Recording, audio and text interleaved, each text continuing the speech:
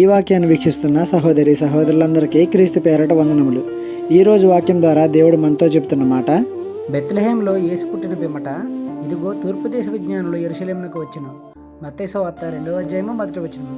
ఎందుకు వచ్చారు బెత్లెహేంలోకి? తూర్పు దేశం నుండి రావాల్సిన అవసరం ఏముంది వారికి? వారి జ్ఞానులే కదా, ఇంక వారికి ఏసేతో పనే ఉంది అని అనుకొని ఆగిపోవచ్చువారు. కానీ వారి జ్ఞానం, వారి సంపద అంతా తీసుకొచ్చి ఏసయ్య పాదాల దగ్గర పెడతారు. ఈనాడు నీకు కుసంత జ్ఞానం ఎక్కువైతే చాలు, దేవుణ్ణి లెక్క చేయవు. కుసంత సంపాదన ఎక్కువైతే చాలు, దేవుణ్ణి లెక్క చేయవు. అంటే టైం సరిపోవట్లేదు అంటావు. దేశాలు దాటి జ్ఞానులే తరలి వచ్చారు. పక్కనున్న చర్చికి వెళ్ళడానికి నీకు ప్రాబ్లం ఏంటి? మోకరించి ప్రార్థించడానికి నీకు ప్రాబ్లం ఏంటి? అందుకే యేసయ్య అంటాడు, తనని తాను తగ్గించుకున్నవాడు హెచ్చింపబడను, తనని తాను హెచ్చించుకున్నవాడు తగ్గింపబడను అని. కాబట్టి ఈనాడు నీ స్థితి ఎలా ఉందో పరిశీలించుకో. ఈ చిన్న సువార్త పరిచర్యలో మీ సహోదరులు. God bless you. ఆమేన్.